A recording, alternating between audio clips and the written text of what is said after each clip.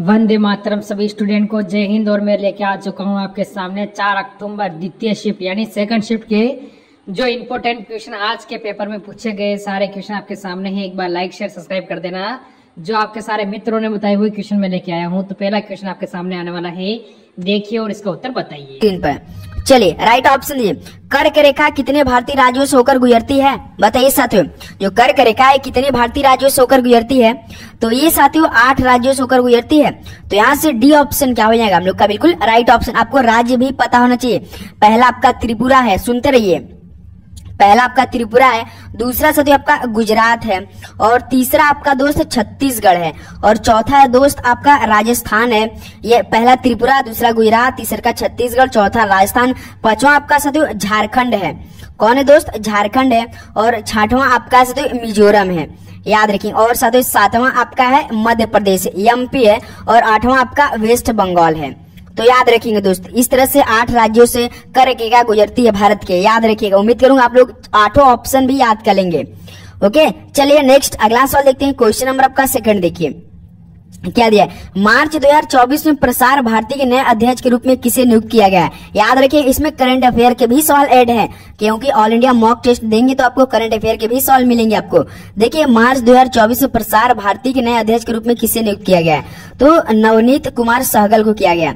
तो दोस्त यहाँ से डी ऑप्शन क्या आएगा आपका? बिल्कुल राइट ऑप्शन हो जाएगा। चलिए अगला सवाल देखते हैं। क्वेश्चन नंबर आपका थर्ड क्या दिया है?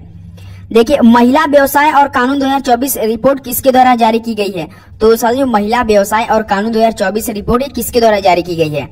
तो याद रखिए दोस्तों, विश्व बैंक समूह के द्वारा जारी की गई है। ऑप्शन आपका यहाँ से भी बिल्कुल सही जवाब हो जाएगा। ओके, चलिए अगला सवाल देखते हैं साथियों। क्वेश्चन नंबर आपका 4 क्या दिया है? भाखड़ा नांगल परियोजना किस नदी पर स्थित है? चलिए बताइए, जो भाखड़ा नांगल परियोजना है ये किस नदी पर स्थित है आपका? बताइए सभी दोस्त। तो ये आपका सतलज नदी पे स्थित है। ऑप्शन क्या हो जाएगा आपका? बिल्कुल राइट ऑप्शन। आपको याद करना है, साथ साथ में एनालिसिस भी करना है कि मॉक टेस्ट में सवाल का जो लेवल रहता है वो काफी ज्यादा कठिन रहता है, थोड़ा सा हार्ड रहता है, याद रखिएगा। देखिए क्वेश्चन नंबर 5 क्या दिया है? 2011 की जनगणना के अनुसार कौन सा प्रमुख भारतीय राज्य सबसे अधिक शहरीकृत है? हार्ड तो रहता है, लेकिन साथियों जो आपका सिलेबस है, जो आपका टॉपिक है SSC MTS में, उसी से रहता है, बाहर से नहीं रहता है सवाल। तो देखिए 2011 की जनगणना के अनुसार कौन सा प्रमुख भारतीय राज्य सबसे अधिक शहरीकृत है? तो इनमें से तमिलनाडु है। डी हम लोग का दोस्त यहाँ से बिल्कुल राइट ऑप्शन हो जाएगा। ओके, चलिए नेक्स्ट अगला सवाल देखते हैं। क्वेश्चन नंबर आपका 6 क्या दिया है? भारतीय संविधान में संसद के 2 सदनों की संयुक्त बैठक की विशेषता किस देश के संविधान से उधार ली गई है?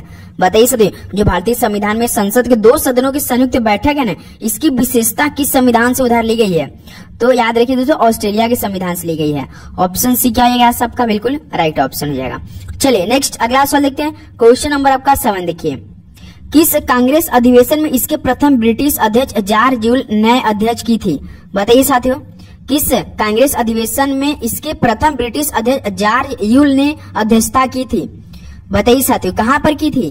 राइट ऑप्शन ये जो आपका इलाहाबाद में हुआ था साथियों, वहां पर ब्रिटिश अध्यक्ष जॉर्ज यूल ने की थी अध्यक्षता। याद रखिएगा, सी ऑप्शन क्या हो जाएगा आपका? बिल्कुल राइट ऑप्शन हो जाएगा। चलिए अगला सवाल बताएंगे सभी साथी। क्वेश्चन नंबर आपका 8 देखिए क्या दिया है? भारत के कौन से शहर को गुलाबी शहर कहा जाता है? भाई साहब काफी इंपॉर्टेंट सवाल और काफी इजी सवाल है, काफी लोगों का बिल्कुल सही जवाब आएगा उम्मीद करूंगा। चलिए बताइए, भारत के कौन से शहर को गुलाबी शहर कहा जाता है? राइट ऑप्शन दीजिए। बिल्कुल जयपुर कहा जाता है। डी ऑप्शन क्या हो जाएगा आपका? यहाँ से बिल्कुल राइट ऑप्शन हो जाएगा। चलिए नेक्स्ट अगला सवाल बताएंगे सभी साथी। क्वेश्चन नंबर आपका 9 देखिए क्या दिया है? मेघदूत किसके द्वारा लिखा गया है? चलिए राइट ऑप्शन दीजिए। मेघदूत किसके द्वारा लिखा गया है? फटाफट सभी दोस्त राइट ऑप्शन देंगे। बिल्कुल सर, ये कालिदास के द्वारा लिखा गया है। ऑप्शन ए आपका क्या हो जाएगा यहाँ से दोस्त? बिल्कुल राइट ऑप्शन हो जाएगा। चलिए अगला सवाल देखते हैं। क्वेश्चन नंबर आपका 10 देखिए क्या दिया है? निम्नलिखित में से कौन 10वें सिख गुरु थे? बताइए साथियों, कौन 10वें सिख गुरु थे? जो हमारे भाई या बहन पहली बार एग्जाम देने वाले हैं तो दोस्त उनको देखिए, यहाँ से मुश्किल से हमारे पास केवल 40 दिन बचा है, क्योंकि एग्जाम हम लोग का 30 सितंबर से स्टार्ट हो रहा है, जो कि 14 अक्टूबर के बीच में होने वाला है। 2 हफ्ता इसका एग्जाम होता है, एक दिन 3 शिफ्ट होता है, जो कि साथियों मेन आपका जीके प्लस इंग्लिश रहेगा, जो कि मेरिट बनेगा। इसलिए हम डेली साथियों सुबह के जो 11 बजे और शाम को 6:30 बजे क्लास प्रोवाइड करते हैं। तो आपको इंग्लिश जीके का ही अधिक क्लास हम देते हैं, क्योंकि मैथ तो रीजनिंग केवल को आपको क्वालिफाइंग करना है। याद रखिए, उसमें नेगेटिव मार्किंग नहीं रहेगा, इसमें आपको -1 का नेगेटिव मार्किंग देखने को मिलेगा। याद रखिएगा। तो बताइए कौन 10वें सिख गुरु थे? तो याद रखिए गुरु गोविंद सिंह थे। डी हम लोग क्या हो जाएगा? बिल्कुल राइट ऑप्शन। तो दोस्त आप सभी से रिक्वेस्ट किया क्योंकि देखिए यार एग्जाम में ऐसा सवाल बनेगा जो आप बिल्कुल आप पढ़े हुआ है, तो आप जो भी पढ़िए दोस्त आपको अच्छे से याद कर लीजिएगा यार। आप सभी से रिक्वेस्ट है कि आप ये कर लीजिएगा कि एकदम जो भी पढ़िए बिल्कुल अच्छे से याद कर लीजिएगा, क्योंकि CCMTS एग्जाम में जो आपका सबसे अधिक स्ट्रैटेजी का प्रश्न कवर करेगा और दोस्त वही टॉपिक वाइज करेगा, सिलेबस भी कंफर्म कर दिया है तो उससे बाहर नहीं जाएगा। SSC ऐसा एग्जाम है, आप टेंशन ना लीजिए। जो टॉपर बुक मतलब प्रीफर करते हैं ना, मैं उसको आपको सारा प्रश्न करवाने वाला हूँ, आप टेंशन ना लीजिए दोस्त। बस चैनल में तो आप लोग सब्सक्राइब करके रखिएगा मेरे भाई, क्योंकि मुझे भी एग्जाम देना, आपको भी देना, साथ में हम लोग एग्जाम दी तैयारी बिल्कुल जबरदस्त तरीके करेंगे। ओके देखिए क्वेश्चन नंबर 11 क्या दिया? वॉलीबॉल खेल में प्रत्येक टीम में कितने खिलाड़ी होते हैं? तो याद रखिए तो 6 होते हैं। तो बी ऑप्शन क्या हो जाएगा आपका? बिल्कुल सही जवाब हो जाएगा। चलिए अगला सवाल देखते हैं। क्वेश्चन नंबर आपका 12 देखिए क्या दिया है? इनमें से कौन सी सहकारी समिति नहीं है? बताइए साथियों, इनमें से कौन सी सहकारी समिति नहीं है? तो साथियों क्षेत्रीय ग्रामीण बैंक नहीं है। तो बी ऑप्शन क्या हो जाएगा हम लोग का? बिल्कुल राइट ऑप्शन हो जाएगा। चलिए नेक्स्ट अगला सवाल देखते हैं। क्वेश्चन नंबर आपका 13 देखिए क्या दिया है? प्रसिद्ध हिंगलाज माता मंदिर भारत के निम्नलिखित में से पड़ोसी देश में स्थित है। बताइए साथियों, जो प्रसिद्ध हिंगलाज माता मंदिर भारत के किस पड़ोसी देश में स्थित है? तो ये साथियों आपका पाकिस्तान देश में स्थित है। तो बी ऑप्शन यहाँ से हम लोग का बिल्कुल सही जवाब हो जाएगा। चलिए अगला बताइए। क्वेश्चन नंबर आपका देखिए 14 क्या दिया है? निम्नलिखित में से किसकी स्थापना 1864 में मद्रास में की गई थी? बताइए किसकी स्थापना 1864 में मद्रास में की गई थी? तो याद रखिए दोस्तों वेद समाज की गई थी। तो डी को हम लोग यहाँ क्या कर सकते हैं? लॉक कर सकते हैं। बिल्कुल 3 नंबर यहाँ से आपको मिलेगा। एक क्वेश्चन 3 नंबर का रहने वाला है, याद रखिए दोस्त। ओके देखिए क्वेश्चन नंबर आपका 15 क्या दिया? काल बैसाखी किस राज्य के स्थानीय पवन है? तो साथियों काल बैसाखी किस राज्य के स्थानीय पवन है? बताइए सभी लोग। तो ये साथियों इस सेशन आपका मॉक टेस्ट 42 क्वेश्चन हो रहा है, यानी 42 तिहाई आपका कितना हो जाएगा साथियों? 4 तिहाई 120, 126 नंबर का टेस्ट हो रहा है। 126 नंबर का आपका कम से कम स्कोर दोस्त है। केवल 60 आपको टारगेट दिया गया है, शुरू में ही बताया गया केवल आपको 20 क्वेश्चन सही करना है। देखिए काल बैसाखी किस राज्य के स्थानीय पवन है? तो ये दोस्तों आपका वेस्ट बंगाल के यानी पश्चिम बंगाल के है। ऑप्शन है बिल्कुल सही जवाब हो जाएगा। चलिए अगला बताइए। क्वेश्चन नंबर आपका देखिए 16 क्या दिया है? भारत के संविधान का कौन सा अनुच्छेद संसद के सत्रावसान और विघटन से संबंधित है? चलिए बताइए भारत के संविधान का ऐसा कौन सा अनुच्छेद जो कि संसद के सत्रावसान और विघटन से संबंधित है? तो याद रखिए दोस्त आपका कौन सा? चलिए बताइए आप लोग। अनुच्छेद 85 है। ऑप्शन ए क्या हो जाएगा आपका? बिल्कुल राइट ऑप्शन हो जाएगा। चलिए नेक्स्ट अगला सवाल देखते हैं साथी। क्वेश्चन नंबर आपका 17 देखिए। भारतीय परमाणु कार्यक्रम के जनक के रूप में किसे जाना जाता है? बताइए दोस्तों भारतीय परमाणु कार्यक्रम के जनक के रूप में किसे आप लोग जानते हैं? राइट ऑप्शन दीजिए। तो ये साथी होमी जे भाभा को जानते हैं आप लोग। ऑप्शन क्या हो जाएगा? बिल्कुल राइट ऑप्शन हो जाएगा। चलिए नेक्स्ट अगला सवाल देखते हैं। क्वेश्चन नंबर आपका 18 देखिए क्या दिया है? महलवाड़ी व्यवस्था नामक एक नई भू राजस्व व्यवस्था किसने तैयार की? इंपॉर्टेंट सवाल है, ये प्रश्न आपके पेपर में छपने वाले हैं, याद रखिएगा दोस्त। महलवाड़ी व्यवस्था नामक एक नई भू राजस्व व्यवस्था किसने तैयार की? याद रखिएगा दोस्तों हॉल्ट मैकेंजी ने की थी। डी क्या हो जाएगा आपका? बिल्कुल राइट ऑप्शन। आप लोग कल से तैयार रहेगा दोस्त।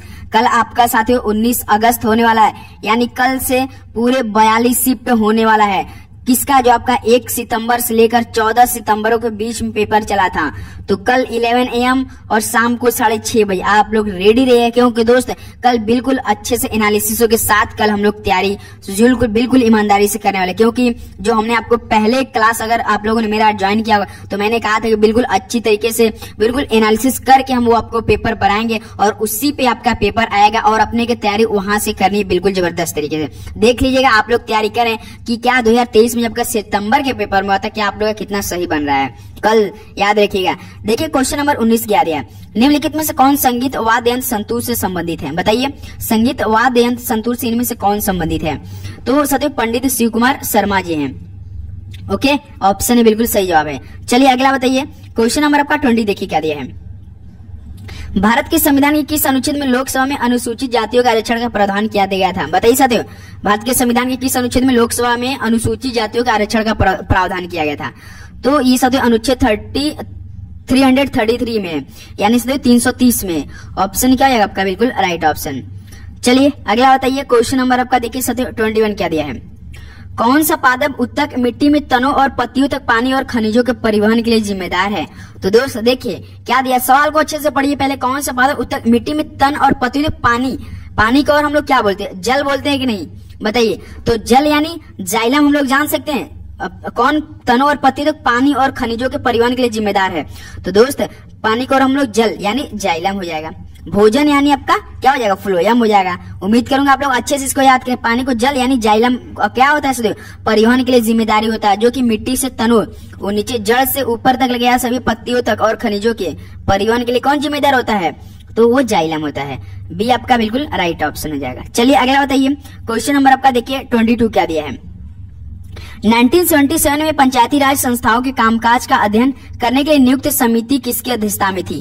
चलिए बताइए। जो साथियों 1977 में आपका पंचायती राज संस्थाओं के कामकाज का अध्ययन करने के लिए उनकी नियुक्ति समिति किसकी अध्यक्षता में थी, बताइए। ये सवाल आपसे पूछ रहा है। तो अशोक मेहता की अध्यक्षता में थी। तो बी ऑप्शन हम लोग का दोस्त बिल्कुल सही जवाब हो जाएगा। याद रखिए इस, तो आपको हर एक प्रश्न काफी अच्छे से याद करना दोस्त। चलिए अगला बताइए, लास्ट में अपना स्कोर भी बताइए कि आप लोग 20 सही सवाल किया है या नहीं 42 क्वेश्चनों में से। देखिए क्वेश्चन नंबर 23, भारत में द्वैध शासन की शुरुआत किस वर्ष में हुई थी, बताइए। जो भारत में द्वैध शासन की शुरुआत किस वर्ष में हुई थी, तो दोस्त ये आपका 1919 में हुई थी। चलिए आप लोग बताइए दोस्त की जलियांवाला बाग हत्याकांड 1919 में तो हुई थी, लेकिन ये किस शहर में हुई थी। चलिए आप लोग इस सवाल का राइट ऑप्शन हमें कमेंट बॉक्स में देंगे। किस राज्य किस शहर में हुई, दोनों आपको बताना है, राज्य बताना और शहर बताना है। और साथियों इसमें किस मतलब इस समय जो काफी हिंसक हुई थी, चलिए बताइए। चलिए अगला सवाल देखते हैं सर, क्वेश्चन नंबर आपका 24 देखिए क्या दिया सवाल। आगामी गगनयान मिशन के लिए किस फर्म ने भारतीय अंतरिक्ष अनुसंधान संगठन यानी इसरो के साथ साझेदारी की। इसरो का फुल फॉर्म आपको पता होना चाहिए, पेपर में पूछ लिया जाता है। तो इंडियन स्पेस रिसर्च ऑर्गेनाइजेशन होता है। तो बताइए आगामी गगनयान मिशन के लिए किस फर्म ने भारतीय अंतरिक्ष अनुसंधान संगठन यानी इसरो के साथ साझेदारी की है। तो साथी ये किया टाटा एलेक्सी ने किया है। ऑप्शन ए आपका बिल्कुल सही जवाब हो जाएगा और टाटा एलेक्सी ने किया साझेदारी। चलिए अगला देखते हैं सर, क्वेश्चन नंबर आपका 25 क्या दिया। पीएम विश्वकर्मा योजना का उद्देश्य किसको लाभ पहुंचाना है।